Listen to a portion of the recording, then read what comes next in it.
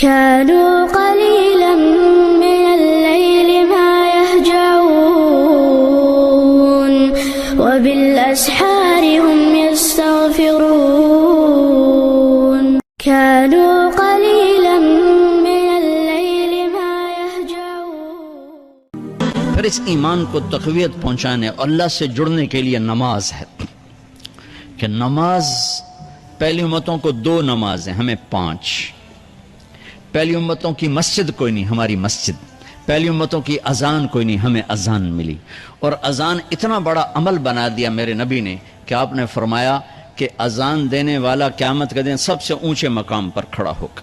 حضرت علی فرمایا کرتے تھے کاش میں اللہ کے نبی سے حسن حسین کے لیے مسجد نبوی کی اذان مانگ لیتا. یہ حضرت علی فرمایا کرتے تھے. اور جنگ قادسیہ میں مؤذن زخمی ہو گیا تو اذان دینے کے شوق میں سردار آپس میں الجھ گئے، کہتا میں دوں گا، کہتا میں دوں گا. پھر قرآن اندازی ہوئی جس کا نام نکلا اس نے اذان دی. حضرت عمر فرمایا کرتے تھے اگر میں امیر المومنین نہ ہوتا، اگر میں خلیفہ وقت نہ ہوتا تو میں مسجد نبوی کا مؤذن بننا پسند کرتا. کسی کو اذان نہیں ملی، ہمیں اذان. پہلا مؤذن بلال بنا. پہلے مؤذن اللہ نے بلال کو یہ عزت عطا فرمائی. دنیا میں یہ ہے اور آخرت میں یہ ہے کہ میرے نبی نے فرمایا کہ جب جنت میں جانے کا وقت آئے گا نا تو جنت کی میرے لیے سواری لائی جائے گی. میں اس سواری پہ بیٹھوں گا تو اس کی جو وہ رسی ہوگی نا وہ ایسے نیچے گر جائے گی، یہ نیچے گرے گی. اس رسی کے یعنی اس کی جو لگام ہوتی ہے نا وہ نیچے گرنے کا مطلب ہے یہ ایسے نیچے گر گئی. اب نیچے گرنے کا مطلب ہے کہ اس کی ڈرائیونگ میرے نبی نے نہیں کرنی. کوئی آنے والا ہے، کوئی ڈرائیور آنے والا ہے جو رسی پکڑ کے چلے گا، کوئی کوچبان آنے والا ہے جو اس کو پکڑ کے چلے گا. رسی کا گرنا ایک انڈیکیشن ہے کہ کوئی نصیب والا اب آئے گا. جب آپ کی سواری کھڑی ہوگی، رسی نیچے ہے تو اب سب کی گردنیں ایسے ہوں گی، کون سب قیاس کر رہے کون کون کون. اللہ کی طرف سے اعلان ہوگا بلال کو بلایا جائے. بلال بلال تو بلال آپ کی سواری کی لگام پکڑیں گے. اور آپ نے فرمایا کہ سب سے پہلے میں جنت میں جاؤں گا اور بلال میرے ساتھ ہوگا، میری سواری کے لگام پکڑے ہو جائے گا. تو ہمیں اذان ملی، کسی امت کو اذان نہیں ملی. ہمیں 5 نمازیں ملی، کسی امت کو نمازیں نہیں. 2 نمازیں، ایک فجر کی 2 رکعت، عصر کی 2 رکعت. باجماعت نہیں، ان کو اپنی کتاب یاد نہیں، ہمیں قرآن یاد ہے. میرے مدرسے میں ایک بچہ اب ماشاءاللہ امریکہ میں وہ پڑھا رہا ہے، اس نے 30 دن میں قرآن یاد کیا. صبح یاد کرتا تھا، شام کو تراویح میں سناتا تھا. میرے مدرسے کا بچہ ہے، صبح بیٹھ کے مغرب تک پورا ہے سپارہ یاد کر کے اور عشاء کو تراویح میں سنا دیتا تھا. اللہ نے میں ایسا قرآن دے دیا کہ 1 مہینے میں بھی یاد ہو جاتا ہے. 3 دن میں بھی ایک بزرگ نے یاد کیا، 3 دن میں قرآن یاد کیا. اللہ نے ہمیں قرآن کی دولت عطا فرمائی، پڑھنے کے لیے 5 نمازیں عطا فرمائی، تہجد کی نماز عطا فرمائی، اوابین کی نماز دی، اشراق کی نماز دی، چاشت کی نماز دی. نماز کے کتنے دروازے کھول دیے. اور میرے نبی کی آخری نصیحت تھی میری امت نماز نہ چھوڑنا، نماز نہ چھوڑنا، نماز نہ چھوڑ. اور اس 14 صدی میں کوئی موقع ہے نماز چھوڑنے کا تو وہ میرے نبی کے نواسے کی کربلا کا ہے کہ جب ظلم بھی انتہا پر تھا اور مظلوم بھی اپنی آخری حدوں پر تھا اور کائنات نے نہ ایسا ظلم دیکھا، نہ ایسے مظلوم دیکھے، نہ ایسی پاکیزہ ہستیاں دیکھی، نہ ایسے درندے دیکھے.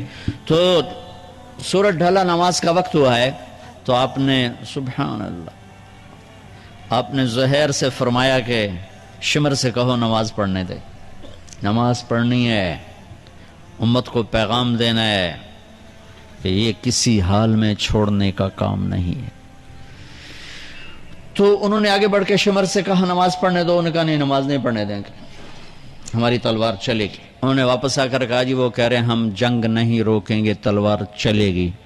تو پھر یہ نہیں فرمایا اچھا چلو ٹھیک سر دے ہو، فرمایا اچھا آدھے نماز پڑھو آدھے جنگ کرو. آدھوں نے نماز پڑھی، آدھوں نے جنگ کی.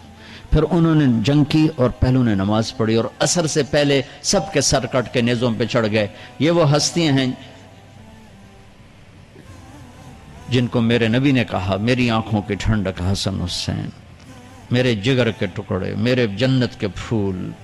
پتہ نہیں کیا کیا تشبیہات دی ہیں میرے نبی نے. اب جنت کے نوجوانوں کے سردار حسن اور حسین. اور پھر نماز نہیں چھوڑی.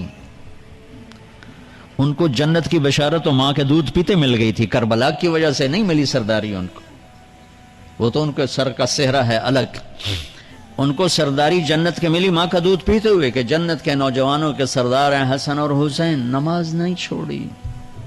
میرے عزیزو، نماز نہ چھوڑ۔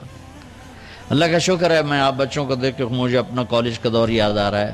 ہمارے دور میں ایک نعیم الدین صاحب گورنمنٹ کالج لاہور میں تبلیغ کا کام کرتے تھے، اور وہ اکیلے ہی نماز پڑھتے تھے، کوئی نمازی نہیں ہوتا تھا، اور کسی لڑکے کی داڑھی نہیں تھی، کسی لڑکی سوا سے ایک نعیم الدین کی۔ اب ہر کالج میں جائے داڑھیوں والے بچے نظر آتے ہیں، ٹوپیوں والے بچے نظر آتے ہیں، کوئی لڑکی کے سر پہ دوپٹہ نہیں ہوتا تھا، کوئی ایجوکیشن تھی۔ اب لمز جیسی یونیورسٹی میں بھی لڑکیاں پورے برقع میں ہوتی ہیں، حجاب میں ہوتی ہیں، نقاب میں ہوتی ہیں۔ جہاں برائی کا گراف اوپر گیا تو نیکی کا بھی اوپر گیا، جہاں برائی کا لیول اگر بڑھا ہے تو نیکی کا لیول بھی بڑا ہے۔ اتنا بڑا میری نسل کا مجمع اللہ کی بات سن رہا ہے، یہ اس دور میں کوئی تصور نہیں۔ قليلا من الليل ما يهجعون وبالأسحار هم يستغفرون